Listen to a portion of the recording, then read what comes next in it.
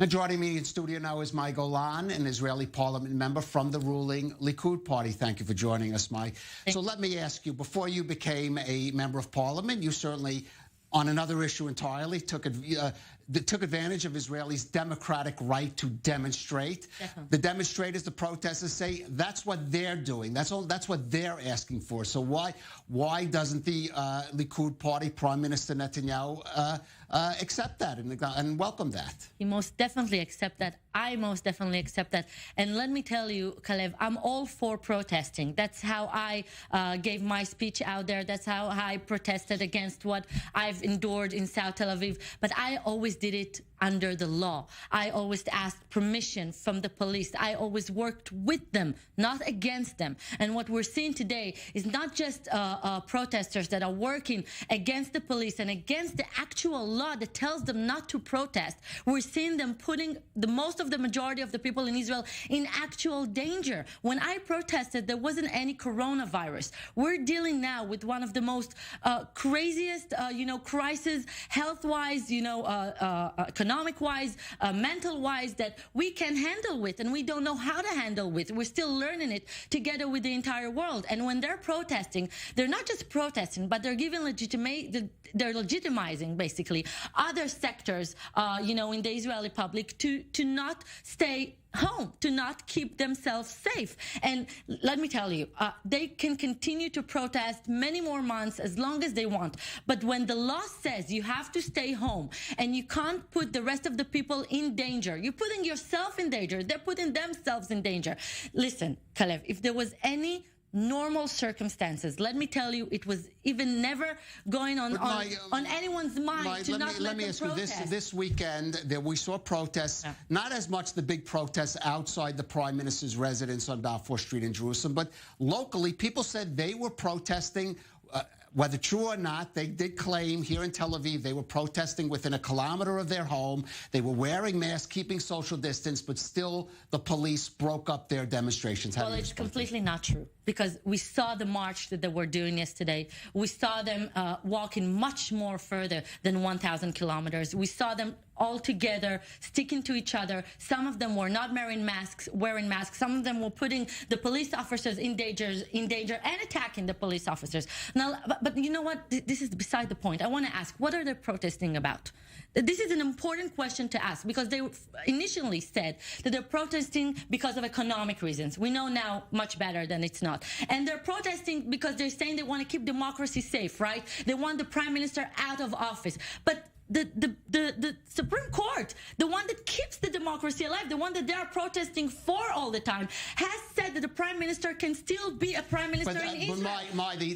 They're saying legally. They're saying yes. They're saying he should resign. It's not a question of legally. It's not. Of course he could stay, but they saying under indictment, just like he called, and other members of your party called for Ehud Olmert to step down if he would have been indicted, including Prime Minister Netanyahu at the time. They're saying he should do the same. Well, in my opinion, what Ehud Olmert did is no resemblance to what they're accusing the Prime Minister Benjamin Netanyahu. And again, in my opinion, in not many years from now, Prime Minister Netanyahu won't even remember what these cases were about in the courthouse. But we will see that coming. Right, time will tell on that. But just one more sentence. I just want to tell you, they want democracy, and they have lost 3 times in the election, and they will lose again. So they need to learn how to lose in honor, go sit home, think what they can do better for next time, and not to try to impeach a prime minister while we're dealing with deaths of people around the country. All right. I just want to get back to the protest. You've been on the side of protest. You've been active in protest. Now, the demonstrators say in some cases the police are crossing the line. Did you never encounter that while you were demonstrating, that sometimes police officers, maybe they get frustrated, they cross the line in how they're dealing with the demonstrators? You know what? When I protested and the police officers told me the rally is over, it's over. We gave you until 12 o'clock, 10 o'clock. Then I immediately told the other protesters, please go home. Don't make problems. But when the police officers tell those protesters who want to create chaos, they want to create chaos by force. You see it in their eyes. You see it by the violence they're trying to provoke in the police officers. They're spitting at them. They're cursing them. They're hitting them. This is not a humane, normal protest. And I'm telling you, this will cause anarchy. This is the last thing we need in Israel this time. They deny that, but let's just move on. Let's even say it's recorded. Okay, let's even if one accepts your argument, let me point out that in Jerusalem, in the Grand Synagogue of the Belz Hasidim, we have seen again and again, including this weekend, violations of the coronavirus restrictions indoors without masks. Why aren't police? So why aren't police going into that?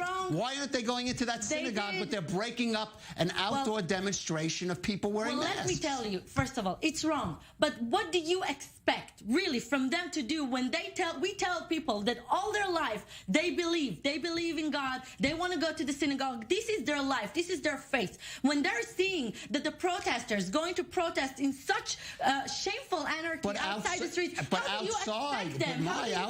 But 1 second, how do you expect them to keep the law when you don't enforce it on other sectors? But then why aren't you raising your voice just as much against them as you are against the protesters? First of all, I am. Well, let me tell you, I am. You haven't asked me. You haven't asked me, and you haven't seen interviews of mine. I'm saying that every violation of what needs to happen under the law when people need to stay home and not be crowded, I'm all for it. But you have to remember what these protesters do. They legitimize everything, also in the Arab sector. When we see weddings and parties, and when we see the religious people crowding among themselves in synagogues and in Sukkot and in the holidays, you can't enforce the law on them when they see someone else breaking the law. And let me tell you, the police officers, unfortunately, and I'm saying it with pain, are enforcing the law much more harder on the religious sector than they do I'm not sure where, I have to say, I don't know that we're seeing that.